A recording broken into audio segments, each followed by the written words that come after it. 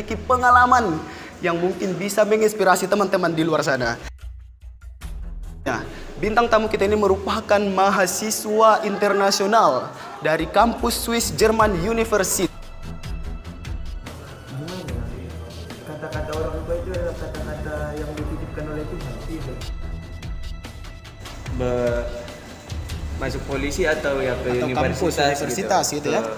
Itu tawaran dari orang tua. Tawaran orang tua saya. Anda memutuskannya kemana jadinya? Terus itu kan selang waktunya kan 1 tahun. Kita bisa lihat dia hari ini kayak seperti ini misalnya. Tapi di masa depan? Tapi di masa depan jangan-jangan dia orang yang paling kita butuhkan ya. Jin apa sih, jin yang ada dalam botol-botol gitu loh kan? Kemudian bawa satu kekuatan super, jawab, minta secepatnya apa kira-kira akan minta? Saya pasti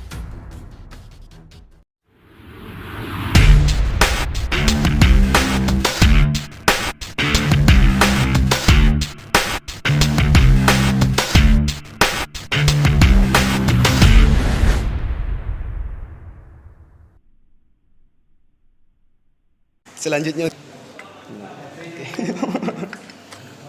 Terima kasih. Dan assalamualaikum warahmatullahi wabarakatuh, teman-teman setiap pendengar podcast kesayangan kita. Kembali lagi saya Khairul Ihsan Daulay kembali hadir menemani Anda, dan tidak pernah lelah saya untuk mendatangkan orang-orang yang luar biasa berbagi cerita. Dan saya yakin dan percaya bahwa setiap orang itu punya cerita untuk dibagi. Tidak harus pejabat, politisi ataupun public figure, tapi orang di sekitar kita pun ternyata memiliki pengalaman yang mungkin bisa menginspirasi teman-teman di luar sana. Dan seperti yang saya bilang sebelumnya, bintang tamu kita ini merupakan mahasiswa internasional dari kampus Swiss German University. Dan bukan hanya itu guys, kita akan membahas mulai dari dasar pendidikan SD-nya seperti apa, SMP-nya di mana, kemudian SMA-nya di mana, sehingga dia lulus menjadi mahasiswa di Universitas Swiss German University. Dan kita akan membahas perjalanan merantau itu seperti apa, kultur budaya di sana seperti apa, dan hobi anak muda yang duduk di samping saya ini apa gitu ya. Dan makanan kesukaannya apa gitu, banyak yang akan kita ceritakan. Kita akan enjoy malam ini, dan suatu kehormatan bintang tamu kita ini bernama Muhammad Habibi Lubis. Hai saudara, luar biasa sekali nih my brother gua, Muhammad Habibi Lubis. Suatu kehormatan saya duduk di samping Anda. Baik, sebelumnya saya mempersilahkan Bro Habibi untuk memperkenalkan diri kepada teman-teman pendengar semua. Halo semuanya, nama saya Muhammad Habibi. Saya sekarang mahasiswa di Universitas Swiss German University yang berada di Alam Sutera, Tangerang. Wow, luar biasa sekali bintang tamu kita ini. Itulah tadi perkenalannya, di mana bintang tamu kita ini apakah kalian ingin minta nomor handphonenya gitu? Oke. Kalau misalnya perlu dikasih lah ya. Boleh lah ya. Nah, kita akan mengulik beberapa pertanyaan dan kita akan bercerita bersama bintang tamu kita ini. Dan saya akui saya grogi guys, mulut saya mulai getar-getar ini. Mulut saya mulai ini, aduh. Oke. Bismillahirrahmanirrahim. Kita ulik dari pendidikannya. Bro Habibi dulu SD di mana sih? Saya itu SD di Mandeling Natal, Penyambungan ya, tepatnya di SD Adnani. Oh, SD Adnani. Ya. SD Terpadu Islam. SD Terpadu Islam. Barangkali teman-teman di sana ada yang mendengarkan dari alumni SD Terpadu Islam, bisa disapa. Bisa, halo. Lulus tahun berapa kemarin? Anda merasa rindu mungkin dengan teman-teman SD Anda, atau gimana, komunikasi masih lancar? Ya, komunikasi alhamdulillah sampai sekarang masih lancar ya? Masih lancar. Sering reuni-reunian dong ya berarti ya. Sering banget. Oke, luar biasa sekali. Ternyata bintang tamu kita ini merupakan alumni dari SD Islam Terpadu Adnani, dan teman-temannya juga ini teman Anda, Muhammad Habibi Lubis ya, orang yang luar biasa. Nah, habis dari SD menyambung SMP di mana? Saya SMP itu di SMP Negeri 2 Penyambungan. Oh, SMP Negeri 2 Penyambungan. SMP gitu. Negeri 2 Penyambungan. Oke, hal yang paling berkesan yang mungkin masih bisa Anda ingat atau ceritakan waktu menempuh pendidikan SMP di SMP 2, pertemanannya seperti apa? Mungkin kalau waktu SMP apa ya? Apalah ya. Hal yang paling berkesan itu dimarahin sama guru. Oke. Biasanya apa sih yang pelanggaran apa sih yang biasanya Habibi lakukan sehingga harus dimarahin guru? Biasanya ini sih kayak Terlambat kali ya? terlambat masuk kelas. Oke. Misalnya orang udah masuk kelas, kita masih nyantai di Oke. kantin gitu ya kan. Nyantai di kantin, di toilet Ah, enggak? Di toilet. Enggak juga ya? Atau di kantin doang ini? Di Atau kantin, habis dari kantin ke toilet. toilet ya kan, berlama-lama di Iya. toilet itu mengasihkan ya kalau Iya. waktu SMP ya. Iya, asik sekali. Apalagi kalau mata pelajaran matematika yang masuk mungkin ya. Ini benar-benar luar biasa sekali. Ternyata bintang tamu kita ini merupakan alumni dari SMP Negeri 2 Panyabungan. Dan bagi kalian teman-teman Habibi, ini Bro Habibi hadir di samping kita ada di podcast Pakai Otak. Nah, tamat dari SMP nih, kita langsung skip masuk SMA. SMA mana yang menjadi pilihan dari Muhammad Habibi? SMA itu saya dulu sebenarnya ingin SMA di Kota Medan. Oh, harapan yang pertama Harapan pertama pengen saya. bersekolah SMA di Medan. Di Medan. Kemudian yang terjadi apa? Tetapi ya ridho orang tua kan ridho Allah juga. Oke. Jadi orang tua tidak mengizinkan saya Untuk jauh dari orang tua mungkin ya. bersekolah di Medan. Jadi ya saya dimasukkan orang tua ke SMA Negeri 1 Panyabungan. Iya. Jadi awalnya pengen berniat untuk menempuh pendidikan di Kota Medan, tapi karena orang tua mungkin tidak mau jauh dengan Iya. anaknya gitu ya, dengan putranya, sekolahnya dekat ibu aja gitu Iya. kali ya, luar biasa sekali. Nah, Anda lulus dari SMA Negeri 1 itu tahun berapa? Masih ingat? 2019. 2019. 2019 saya tamat SMA. Ini saya yakin ini ingatan Anda masih kuat ini ketika cerita-cerita SMA Negeri 1 Panyabungan. Di dalam kelas lah dulu. Apa yang paling Anda ingat ketika ya momen-momen di dalam kelas bersama teman-teman gitu ya? Momen-momen di dalam kelas itu pastinya ya seperti kalau SMA itu di situ kita mendapatkan teman terbaik kita sih sebenarnya. Oke, dari SD, SMP, SMA Iya. mungkin lebih klopnya berteman Lebih sama klopnya SMA gitu ya. SMA, Oke. iya. Rata-rata seperti itu sih.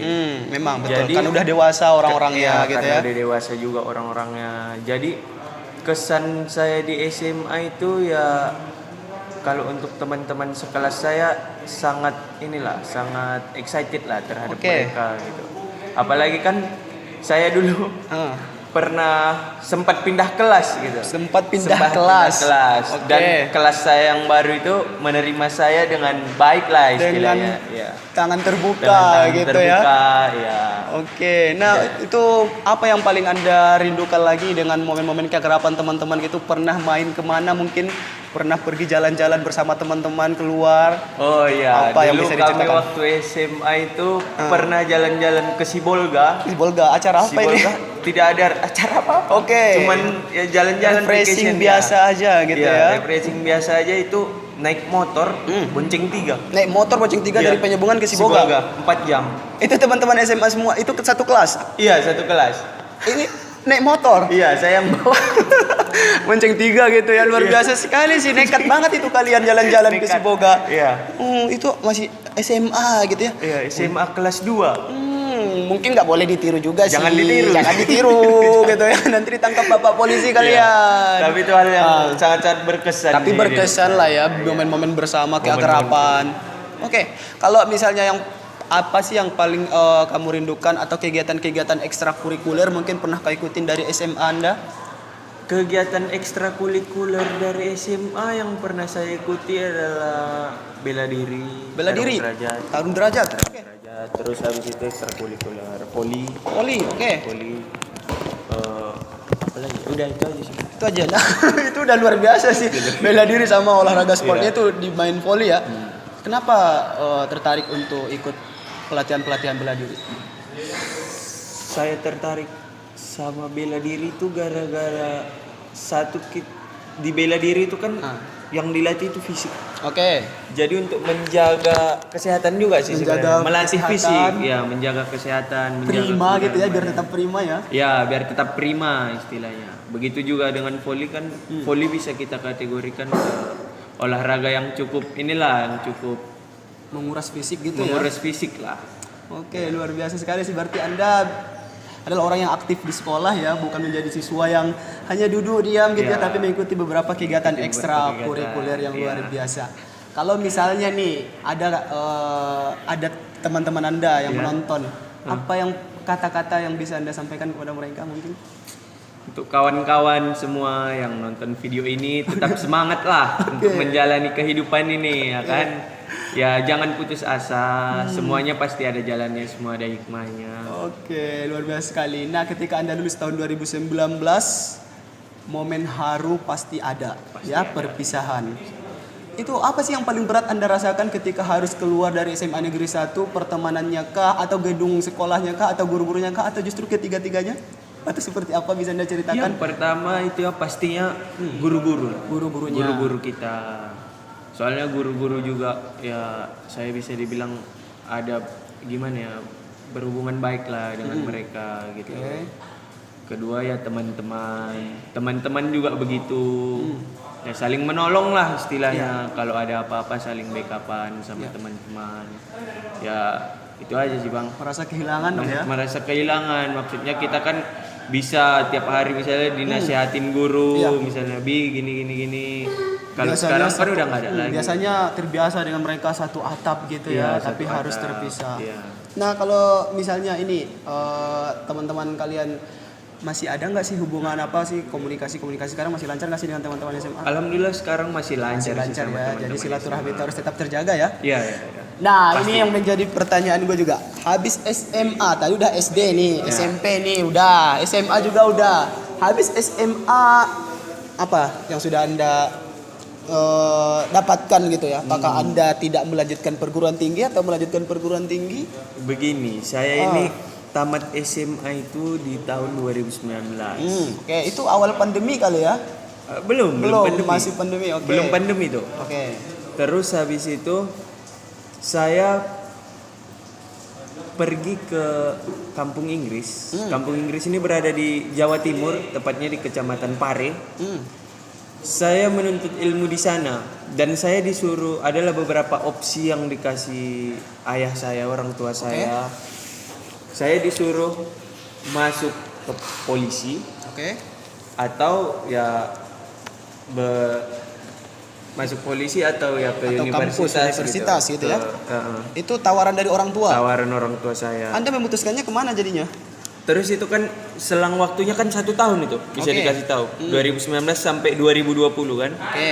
Orang tua saya bilang ya udahlah, selama kamu di Kampung Inggris di Pare, kamu pikirkan itu mau kemana jadinya, nanti baru bilang lagi sama papa gitu. Oke, berarti tindak lanjut dari Anda lulus nanti dari Kampung Pare mau kemana bilang lagi sama Papa gitu ya? Ya, terus habis itu kan saya berpikir tuh, saya ada di Kampung Inggris itu sekitar 4 bulanan lah, sekitar 4 bulanan. Saya memutuskan akhirnya ya udah deh Pak, aku ke perguruan tinggi aja gitu. Dan habis itu kamu mau masuk mana kalau ke ini perguruan pilihan berat tinggi? dong ya? Iya. Oke. Jadi telah Anda memutuskan tidak masuk ke dunia kepolisian tapi memutuskan untuk ke dunia akademik perguruan tinggi. Oke, keputusan itu keputusan berat sudah terlewati di Iya, tahap pertama tahap gitu ya. pertama. Sekarang pemilihan kampus. Pemilihan kampus. Ditawarkan orang tua, ditanya orang, ada lagi tawaran dari orang tua nggak kampus ini atau ini gitu? Iya, Ada saya rekomendasi, oke. ada rekomendasi dari orang tua itu. Ya ini di kampus saya sekarang di Swiss German University, itu rekomendasi dari ayah saya. Tapi saya mencoba untuk inilah, maksudnya mencari opsi lain lah. Saya coba kulik ke kayak UPH, Universitas Pelita Harapan. Oke. Dan Swiss Jerman saya kulik dulu nih, yang dua ini, aduh kayaknya ayah saya juga support juga kan saya masuk Swiss Jerman gitu. Ya udah deh, aku masuk situ aja. Awalnya aku nggak nyangka gitu, saya nggak percaya gitu ya, bisa. nggak percaya gitu bisa masuk Swiss Jerman gitu. Tapi kan ya mau gimana, rezekinya udah diatur sama Yang Maha Kuasa ya. Anda sudah ditakdirkan untuk menjadi mahasiswa di sana gitu. Iya. Nah, perjuangan yang Anda rasakan atau yang Anda hadapi pasti berat. Tidak mudah bagi seorang lulusan SMA bisa diterima di salah satu perguruan terbaik gitu ya. Apa modal dasar Anda tadi selain menempuh pendidikan atau meraih mengasah skill di bahasa Inggris Anda, apalagi sih yang Anda harus jalani biar masuk ke perguruan itu? Apakah harus ada bimbel-bimbel gitu atau Anda mendapat rekomendasi karena Anda berprestasi mungkin di bidang yang lain? Itu seperti apa sehingga Anda bisa berhasil duduk di kampus itu? Sebenarnya saya di kampus itu ya pure test gitu. Oke. Murni tes, tes gitu ya? Murni tes. Saya ya nilai rapot juga mungkin nggak bagus-bagus Oke. kan kalau bisa dibilang, maksudnya ya inilah bisa lah gitu. Ya saya nggak nyangka aja ya, saya disuruh tes ya kan, ya udah kamu tes tanggal sekian tanggal sekian. Saya datang ke kampus, habis saya datang ya saya tes saya dengan biasa, tes TOEFL, tes matematika, tes fisika. Oke. Jadi persiapan Anda sebelum tes itu ternyata hanya bimbingan Hanya di bimbingan PARE itu aja. PARE itu aja. Tidak Iya. ada lagi bimbingan-bimbingan belajar lain yang harus Tidak Anda ada. ikuti gitu. Iya, tidak ada. Oke, luar biasa sekali ya. Jadi ada faktor luck dan juga faktor kerja keras gitu ya. Iya. Mungkin saya percaya pasti Anda sudah belajar keras itu sebelum masuk ke tahap ujian masuk ke perguruan tinggi. Iya pastinya saya kayak sudah inilah latihan soal lah gitu istilahnya ya kan, tapi saya tidak ada ngikutin bimbel atau Oke. apa. Jadi otodidak atau Otodidak. mandiri lah ya, Ya, belajar mandiri. melalui handphone mungkin atau buku-buku pribadi gitu. Iya. Ini luar biasa Dari sekali. orang tua juga saya ngajarin saya gitu. Ketika diumumkan Anda lulus dan diterima, seperti apa kemarin perasaan Anda? Waduh, gimana perasaannya? Betul nggak ini ya? Kaget ya? Atau jangan-jangan ini ada nama yang sama dengan nama saya gitu ya? Iya, sempat kasih pikir seperti itu. Iya sempat, soalnya nggak kepikiran gitu ya kan saya. Waduh, Gak nyangka gitu. alhamdulillah, ya diterima gitu ya kan.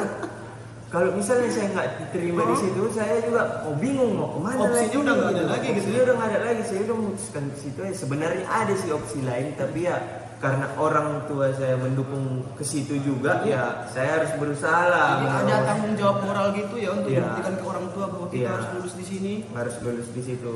Jadi Anda sempat terkejut dengan mendapatkan kabar atau melihat list nama Anda terdaftar atau lulus gitu ya, Anda Iya. sempat terkejut. Nah, Anda menjadi mahasiswa di sana. Seperti apa sih menjadi mahasiswa apalagi sekarang pandemi? Anda semester berapa sekarang? Saya sekarang ini, kalau sekarang ini semester 2 Semester 2. dan kami ini udah akhir semester lah istilahnya. Udah masuk ke tahap semester 3 lagi nanti ya. Berarti ada Semester 3. ujian-ujian yang harus Anda lewati. Iya. Apa yang bisa Anda bagikan sih pengalaman mungkin biarpun masih pandemi pasti adalah cerita sedikit mengenai kampus Anda yang bisa Anda bagikan mungkin Cerita. mendengarkan kabar Anda diterima lulus. Anda mengambil jurusan apa kemarin? Saya mengambil jurusan IBA. IBA itu International Business Administration. International Business Administration gitu ya. Oke, itu prospek kerjanya seperti apa sih? Misalnya Habibila dulu. Nanti udah tembus kuliah di situ. Nah, apa sih yang menjadi alasan Anda kemarin nanti saya ngambil jurusan ini biar saya seperti ini, biar kerja ini? Biasanya kerjaan apa sih yang ditawarkan dari jurusan yang Anda sekarang tekuni biasanya untuk administration ini? Kalau pekerjaannya pastinya itu kayak di perkantoran, Perkantoran gitu ya. perkantoran, ya, perkantoran BUMN atau pemerintahan gitu. Jadi kayak kita itu seperti Iya. public speaking gitu ya. Itu ada lagi jurusannya. Ada juga Ya, jurusannya gitu. itu ada Oke. PR namanya Public relation gitu ya. Public relation. Oke. Kalau saya ini kalau ininya kayak ekonomi lah, jurusan ekonomi. Mengarah ke situ. Mengarah ke Berarti beberapa jurusan ekonomi. pembelajarannya pun mengarah ke beberapa pembelajaran ekonomi gitu ya. Ekonomi, ya. Oke, bagi teman-teman di luar sana mungkin yang baru lulus SMA, mereka yang galau memutuskan untuk kampus di mana, apa sih yang menjadi tips dari seorang Bro Habibie kalau misalnya ada dari antara mereka yang sedang galau memutuskan untuk kuliah di mana? Apa tips dan trik lah agar kita bisa fokus menentukan pilihan kampus yang bisa Anda bagikan? Mungkin yang pertama itu menurut saya tanya dulu orang tua. Oke. Walaupun Anda yang mau menjalaninya ya, sebenarnya gimana ya?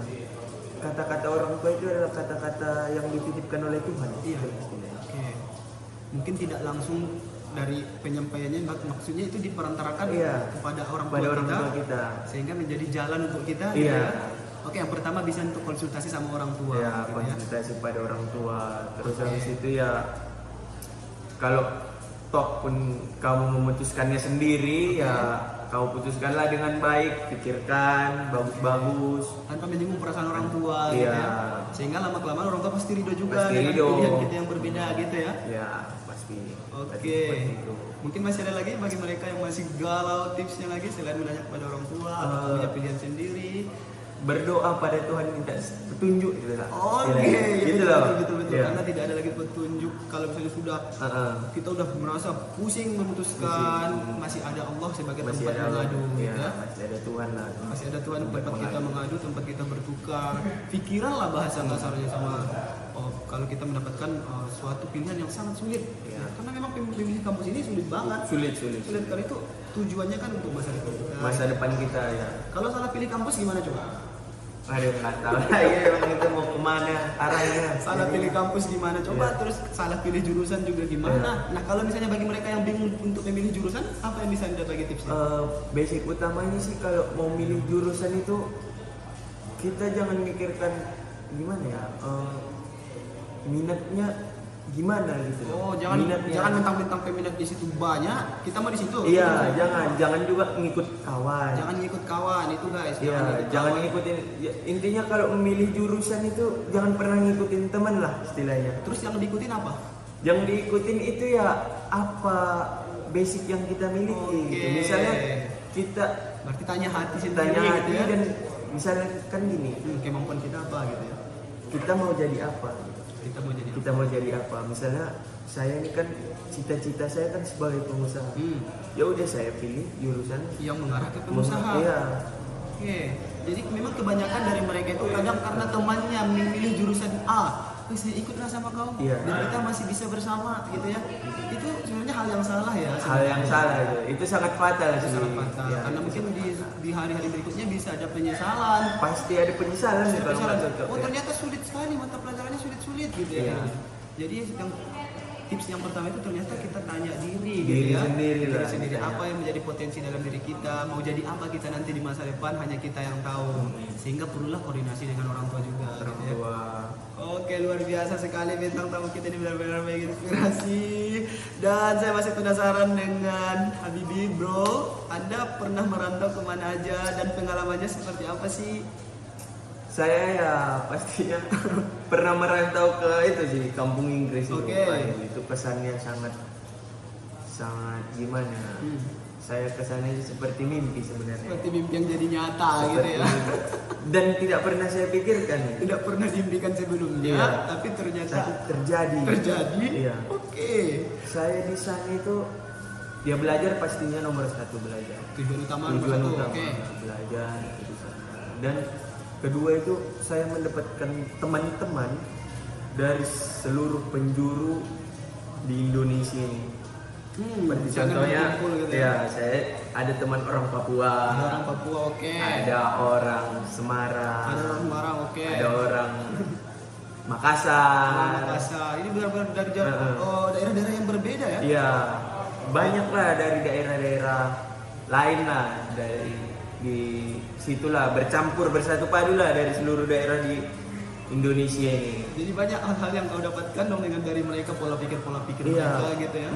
Jadi kalian saling bertukar pikiran. Jadi di sana itu gimana ya? Kalau kita bisa mengadaptasikan diri kita terhadap orang-orang baru itu sebenarnya sangat gimana ya? Perasaannya sangat baik lah istilahnya. Sangat baik dan sangat menggembirakan. Iya. Punya kawan banyak itu menjadikan kita banyak relasi. Jadi kalau misalnya Habibie mau ke Makassar tinggal calling kawan yang kemarin. Mau ke Papua, mau ke Semarang, calling kawan. Jadi benar sih, ada seorang yang mengatakan bahwa teman itu harta gitu. Iya, teman itu harta. Itu sangat benar. Kekayaan kita itu juga bisa dilihat dari teman-teman kita gitu ya. Jadi kalau misalnya kita orang yang tidak mau berteman, maka ibarat kata itu kita adalah orang yang miskin gitu kali ya. Miskin dalam arti miskin dalam artian tidak punya kawan ya. Kita di sini tidak berbicara finansial sih ya, tapi miskin di sini artinya ya ketika kita orang yang tidak mau berkawan, tidak mau bersosial, maka kita akan merugi sendiri gitu ya. Oke, luar biasa sekali. Ada lagi mungkin pengalaman-pengalaman perjalanan merantau yang bisa Anda bagikan? Begitulah kami di sana ya dari berbagai daerah dikumpulkan di satu tempat gitu ya kan. Jadi ya kami saling tolong menolong gitu istilahnya. Misalnya duit jajan si A habis. Nah, misalnya ya udah kita tolong dulu kalau kita lagi giliran habis. Ya itu pelajaran hidup gimana ya, itu pelajaran hidup Yang sih kita sebenarnya. dapatkan mungkin di bangku pendidikan. Iya, ya. itu pelajaran hidup, saling tolong menolong itu yang terutama. Dan kalau berteman, intinya jangan kita pernah mandang duit lah, Mantang duit, oke. mandang harta, Status sosialnya, gitu ya. status sosial. Jangan pernah, gimana ya?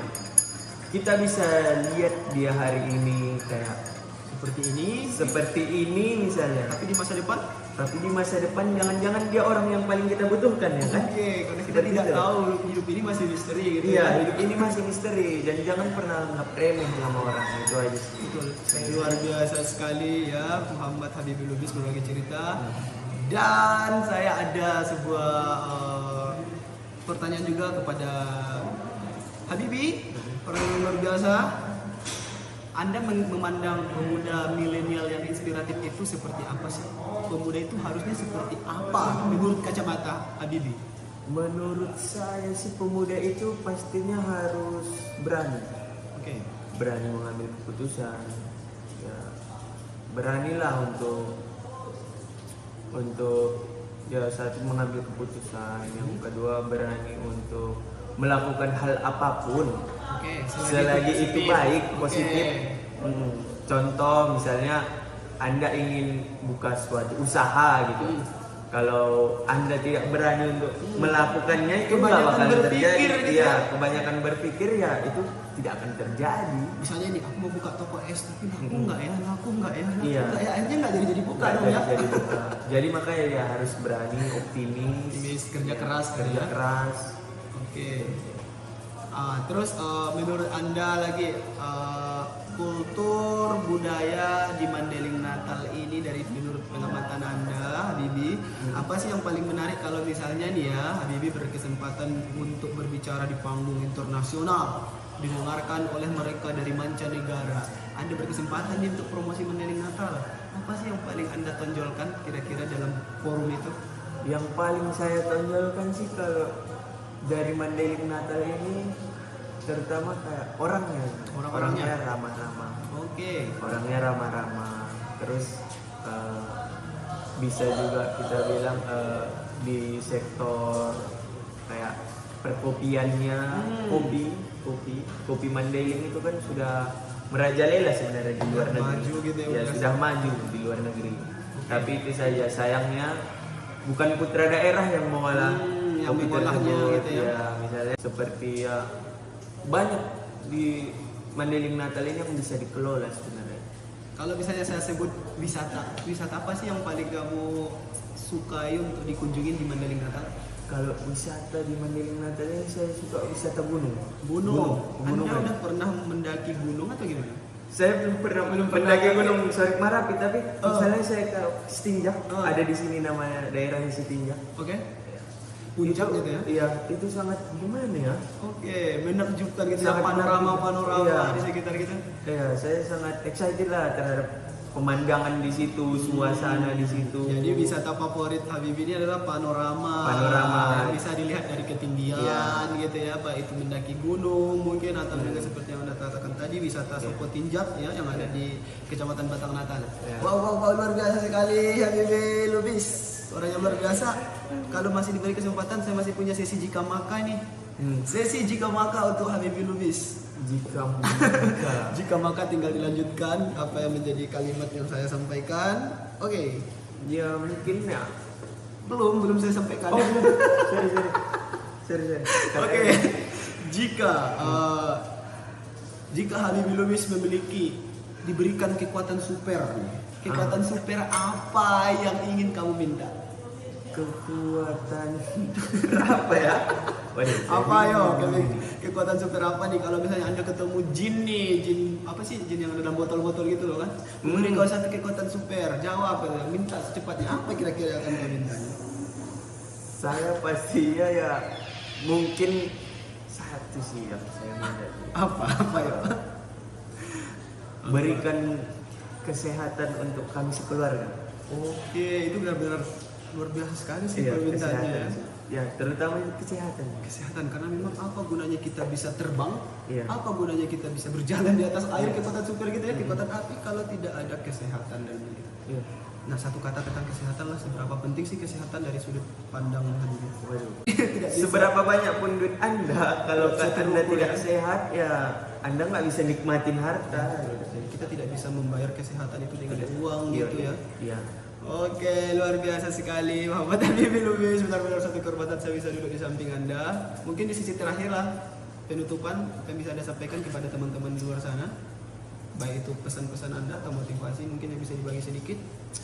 Intinya untuk teman-teman di luar itu ya janganlah berpikiran bahwa diri Anda itu tidak bisa. Oke. Karena saya ini menurut pengalaman saya pribadi nih ya, saya dulu berpikiran aku nggak bisa ini, aku nggak bisa itu. Tapi ternyata pas kita jalanin gitu, ternyata ada aja gitu jalannya, ada aja ininya. Ya jadi jangan pernah lah berpikiran bahwa aku nggak bisa gitu, jangan pernah. Selalu berpikir positif, percaya diri, ya itu mungkin salah satu kunci kesuksesan sebenarnya. Percaya diri. Luar biasa sekali, ada beberapa hal yang bisa kita petik, salah satunya bahwa setiap orang itu terlahir istimewa gitu. Iya, setiap orang punya keterampilannya masing-masing, punya skillnya masing-masing, punya nama masing-masing gitu ya. Pokoknya punya kehebatan yang mungkin bisa menjadi menjadi sebuah skill hidup, skill kita untuk bisa ya meraih kesuksesan kita di dunia ini gitu ya. Jadi jangan pernah merasa minder, jangan pernah merasa ketika melihat orang sukses, oh saya minder atau bisakah saya seperti mereka, oh saya tidak bisa, oh saya tidak sanggup, itu hal yang fatal ya. Jadi harus percaya diri dan optimis. Ini banyak sekali pelajaran yang kita ambil dari Muhammad Habibie Lubis, mahasiswa dari kampus Swiss German University. Telah kita bahas dari riwayat pendidikannya. Dan saya ucapkan terima kasih kepada bintang tamu saya. Ya, terima kasih. Terima kasih, Ya, luar biasa sama-sama. sekali. Ini benar-benar ketika tadi Anda mengatakan melihat pengumuman kampus Anda itu merupakan mimpi bagi Anda, ini jauh lebih mimpi bagi saya bisa menghadirkan Anda di podcast kita ini gitu ya. Makasih. Ini benar-benar mimpi banget guys. Itu ibaratnya awal saya buat konten gitu ya. Mulai dari circle teman-teman saya jadi bintang tamu. Saya itu tidak pernah kepikiran akan ya ada sosok Habibie Lubis di sini gitu. Saya tidak pernah berpikir akan ada yang seperti itu. Saya justru berpikir kemarin ya pastinya ya teman-teman saya lah, teman-teman dekat, cerita-cerita mereka aja yang kita post. Ternyata dengan support-support dari teman-teman akhirnya saya bisa duduk di samping Habibie Lubis, orang yang luar biasa sekali, penuh inspiratif ya. Masih muda, pemuda milenial, banyak sekali berjiwa kompetitif, visioner, dan banyak hal yang harus kita pelajari darinya. Dan sebenarnya kurang waktu kita untuk berbagi cerita dengannya. Tapi bagi teman-teman di luar sana jangan lupa like, comment, dan subscribe. Kenapa? Karena kalau tidak, saya tidak akan mendatangkan bintang tamu yang luar biasa lagi guys. Jadi harus terus dukung channel ini dan komen di bawah jika Anda ingin menjadi bintang tamu. Ya, oke. Oke, luar biasa sekali. Dan terakhir dari kami ucapkan Assalamualaikum warahmatullahi wabarakatuh. Terima kasih. Terima kasih guys. Terima kasih juga. Oke, terima kasih Bang. Thank you. Ya, kita Sikit lah itu Bang, masih sikit itu loh. Kita bahas. Jalan ini.